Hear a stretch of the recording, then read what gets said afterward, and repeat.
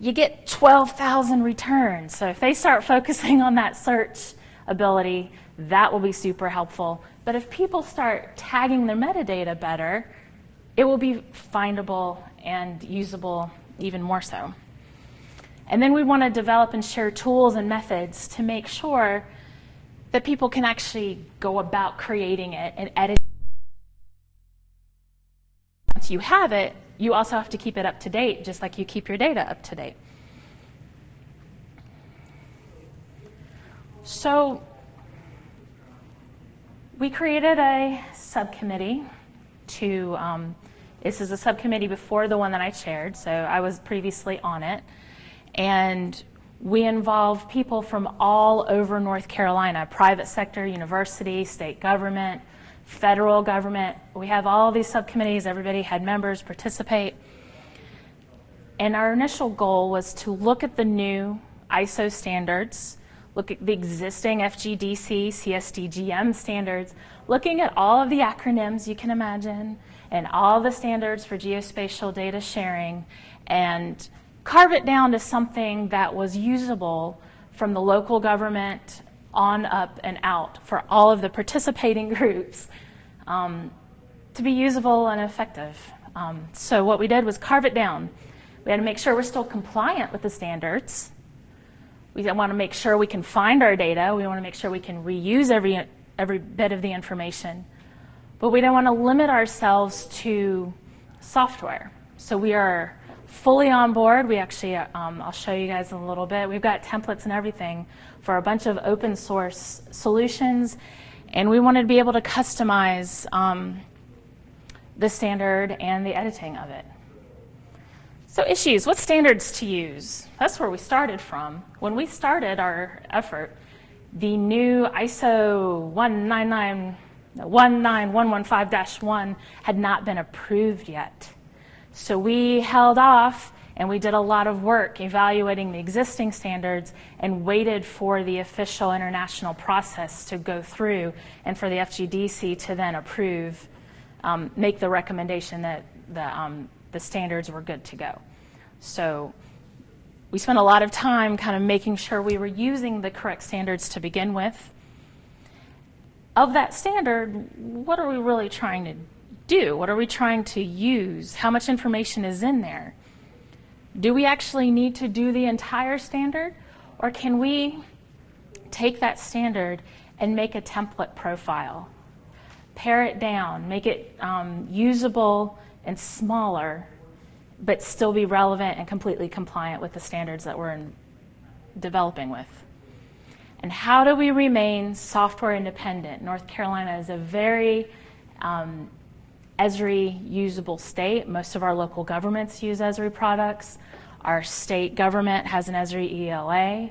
What we didn't want to do was take something that's an open standard, an international standard, and pigeonhole it in just because that's the primary software that's used in our state. We wanted to make sure, because it's really XML-based, UML-based, that we can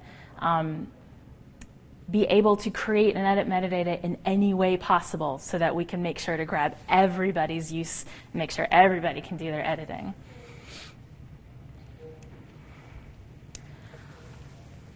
So our process was to take a look at the ISO requirements, take a look at the CSDGM requirements. So historically, here in North Carolina, we did have approval and a recommendation to meet the North American profile of the CSDGM standard with the Fgdc. So those people that were maintaining their metadata were doing it to that old profile.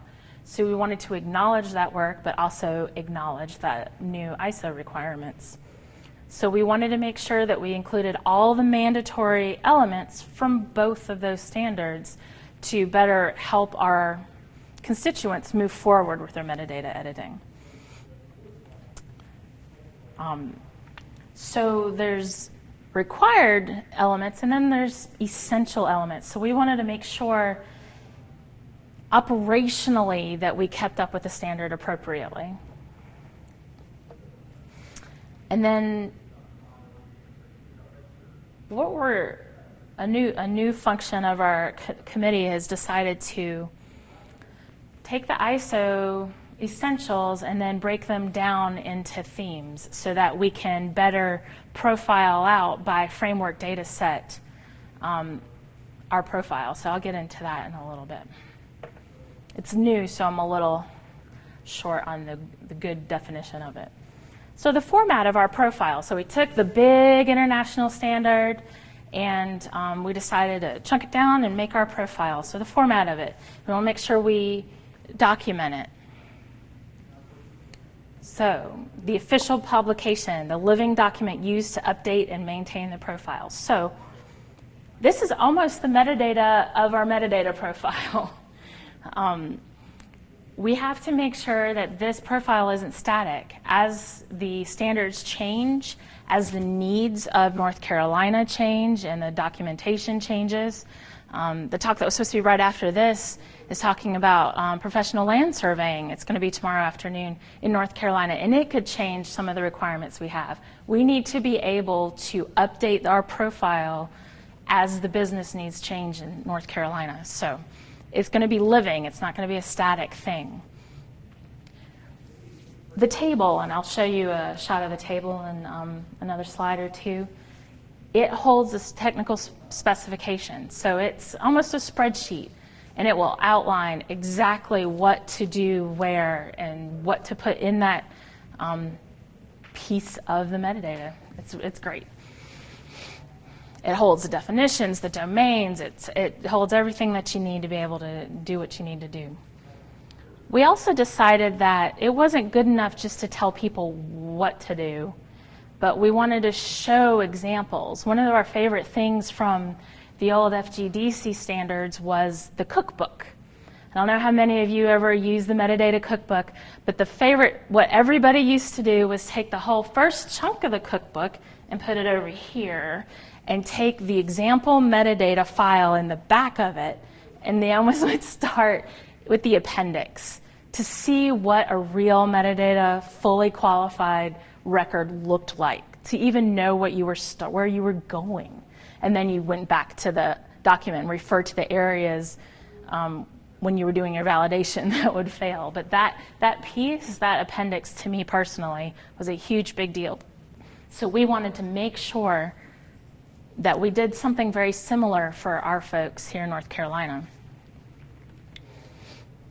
We maintain a website. So the nature of needing the live information, the live documentation, updated XMLs, we wanted to make sure to keep that on a website that was commonly used by our geospatial community here in North Carolina. So those of you that may have been to Jeff Essick, he's here, and Brett's quick talk yesterday afternoon about NC1 map, that's the location of our information, and I'll show you that website in a little bit. But it's our geospatial portal here in North Carolina, and it's commonly used, so that's the place to put this kind of thing. So again, we're talking data and services. So what is our profile made up of? Pretty simple. Why? Why does this exist? Why are you doing it? Why do you have this data? Why do you have this service? The how. And the what. So our profile is made up of, it's a Word document, other than the XML templates. So our Word document just tells you where we came from, why we came up with the profile, how we went about coming up with the profile. And so you're going to do like you did previously with the cookbook. You're going to take the why and the how, and you refer back to it, and you put it over here, and you take this what chunk, and you start from there.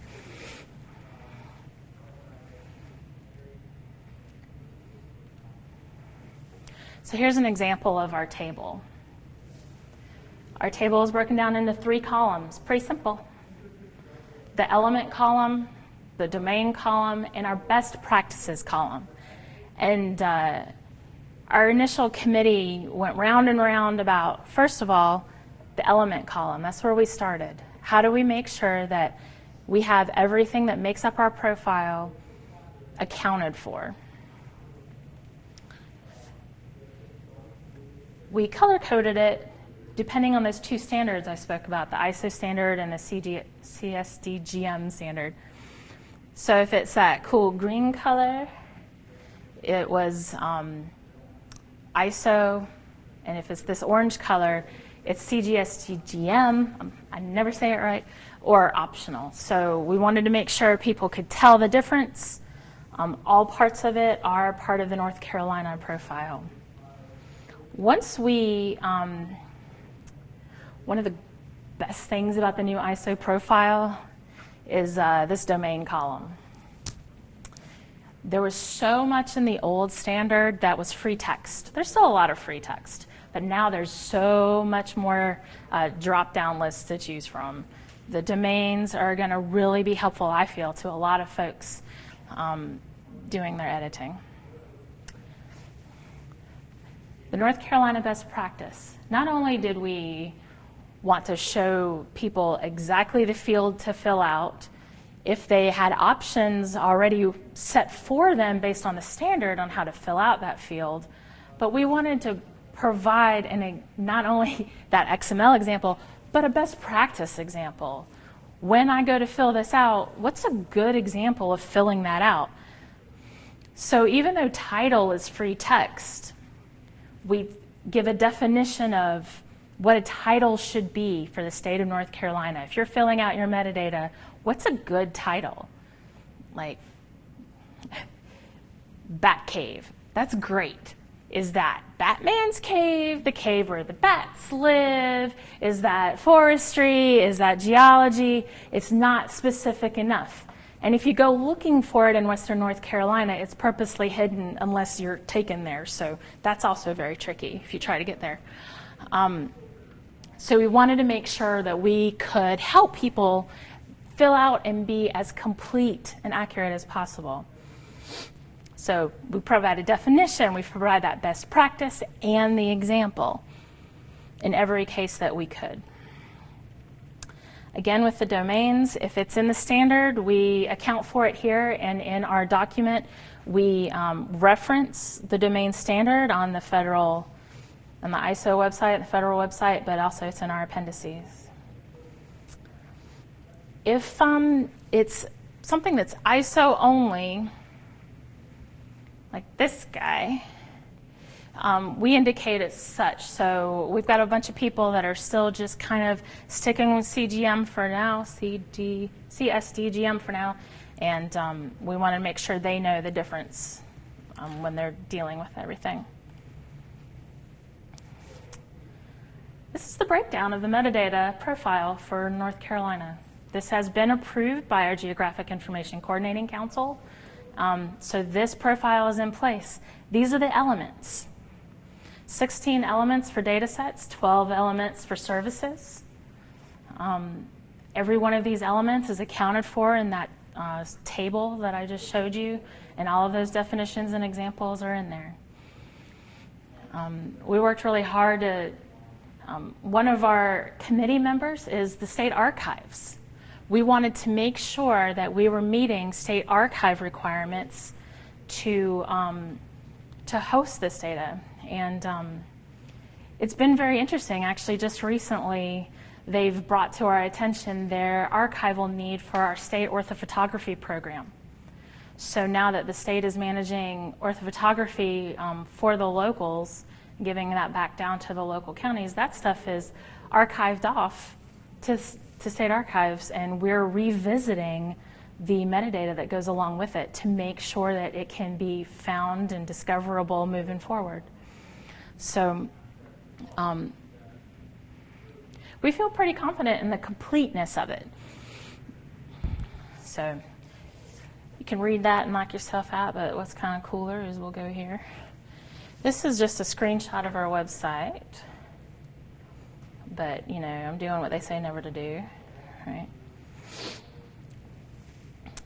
Here's our NC1Map website. If you just go to nc1map.com.gov, this is where you'll find all of the open data in North Carolina. So number one, go there, find your open data, very cool stuff. But we also house our metadata information there. here's 2 paragraphs to go over kind of what I just talked about in the last 15 minutes. But right here, this first link is to the actual Word document of our profile. So that's where the tables are. That's the document I'm referring to. The meat of this website, though, the part that we also want to make sure that we're maintaining are these guys, which are a little bit fuzzy on this screen, but are how-to documents. We currently have a how-to guide for our catalog. Like I said, we're a heavy Esri community, but we have a how-to guide for CatMD Edit as well. We're working on the how-to guide for QSphere. The editing in QGIS itself for metadata is not ISO compliant. So as people work with add-ins there and as QGIS matures, we would look for it to core be able to have ISO compliant metadata without having to worry about add-ins. We are working on the templates, the services, the how-to guides. Those are active pieces that we're in the middle of working on. We will be moving forward. Now that we have this profile, we're going to be working on these framework data sets and making sure that we've got templates, because generally the metadata profile certainly covers them, but there may be very special needs depending on those framework data sets that we in North Carolina want to make sure are covered. So these are the framework data sets, and we'll be working with those. Let me get you here. I'm jumping ahead of myself. All right, where we are. Guess what? We got it documented, we got our table, we got HTML, XML, website. We're really proud of ourselves. We created our profile, did a lot of work. But now what? So there's a profile that still doesn't get people actually doing their documentation. So we said, oh, well, I guess we better do something about that. So that's what the new committee is responsible for, making sure we can get this implemented and making sure we can train our users to be able to use all of this work. So it's a lot of documentation, but what are you going to do? So we're going to work on thematic profiles, resources, training materials, do the marketing, do the outreach, get it out into the communities to tell people this is not a big deal. You can fill this out. You've got all these options to fill it out, and you'll be good to go and compliant. Themes, parcels, boundaries, hydro, transportation, addressing, orthoimagery, typical framework data sets, all of concern, all a big deal for all the geospatial community in North Carolina. We're going to divide it up and make sure our profile is good to go. We'll be making adjustments to the profile based on those findings.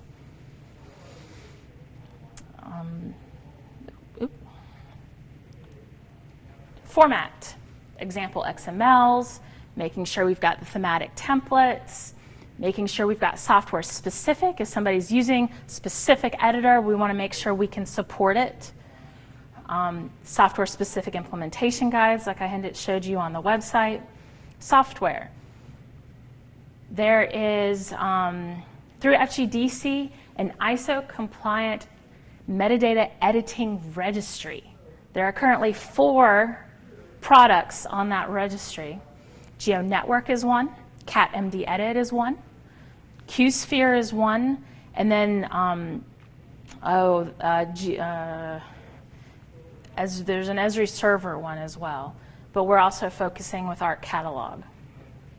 Where you guys come in, where this community comes in, your open source metadata editor. We'd love another add-in. We'd love something that could easily take in a template into QGIS and go, or maybe be a standalone. CatMD Edit does standalone. It can import into Art Catalog. It can do all sorts of stuff. So we're looking for easy metadata editors. So we'd love to hear from you guys if you have any recommendations.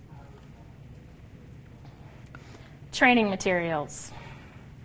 Well, dang if we, got to make sure everybody can get to it. So we're going to start with the basic foundation for training, how to read the profile, walk people through actually what they're looking at and why it's important to them. why it should be relevant to them to document their data. Just a little bit of, metadata how-to. But what we're not going to do is narrow down the kind of format. Because metadata, a lot of people shrug off metadata. Some people think it's an ugly word. We can't then force feed it to people. But what we can do is make it interesting. We can make it lively. We can provide it the information in a way that's convenient for them to get to and to use and to learn. So we're going to do online training. We're going to do classroom training. We're going to do theme-specific training, and also software-specific training. We're going to cover the whole kit and caboodle. How are we going to do that? Workshops provided on the website. Presentations like this. Come back in the fall to the North Carolina ARC user group. We're going to have a full-day workshop. Bring your metadata. We'll help you edit it in North Carolina profile. We actually have a university grad student that we're going to be working with who's going to be helping us with the training materials as well. So we're very excited about being able to fund them. Coordination with partner organizations. This is huge for us as well. Who are we partnering with? Who are we actually working with to get this implemented and to get this training going? Center for Geographic Information Analysis here in North Carolina, the people responsible for open data, are a part of the leadership here. A bunch of North Carolina state agencies. We all get reorged and renamed, so there's, acronym CITY, but if you can imagine it, there's a whole bunch of people in the committee. Local government participation. We've got participation from local governments from all across the state, so it's not beach bound, it's not central bound, it's not mountain bound. North Carolina State, private industry, national committee memberships. We've been working with GeoDiscover Alberta from the get-go. They are just ahead of us in their implementation, so they've got training strategies that we're actually going to learn from and implement. We've actually also been contacted by the government in Namibia and asked permission to implement our profile in their country. What can you do? You can help implement the profile. If you're here in North Carolina, it's what's recommended. You can apply our profile to your own metadata. There's nothing in there that says North Carolina only. It's just how we chose to pare down the standard. You can totally use this profile yourself. Build and share example XML and templates for new data. Send us your templates, post them on GitHub, let us know. We'd love to see any implementation of the profile and what it looks like and whatever software that you're using, or recommendations and shortcuts, helpful things. Development of implementation guides for your editor. Say you did write us an awesome add-in, we'd love to see the documentation for it so we can include it. And then you're always welcome to reference the profile as one of your metadata standards in your metadata itself.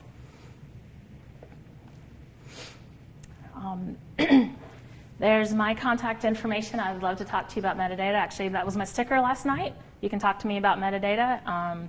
Just one person said no, and one person just bought me a beer. So, but feel free to contact Lynda and I anytime. A bunch of our committee members are available for any. We'd love to talk to you. Love to talk to you about how you're implementing metadata, lessons learned anywhere, all the way around. Excuse me.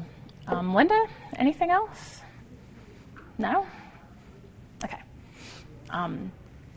So no, that's all I got, and I'd be happy to take questions. I'm also supposed to remind you to evaluate the session. So there's that session evaluation, but I could show you guys too, real quick. Here's the Fgdc site for the registered metadata editors.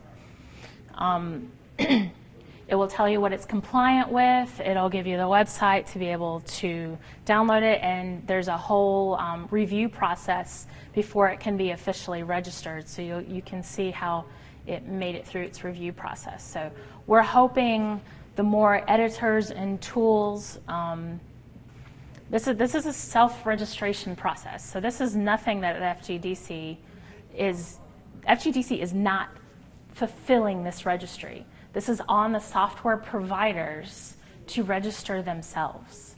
So if you have a tool, or if you know people are developing a tool, or you're familiar with ones that are not here, please encourage them to register their tools, because this is where we're referring everybody to. When you go to the FGD website, metadata tools, this is what you're being referred to. So I'd also like lots more registration there.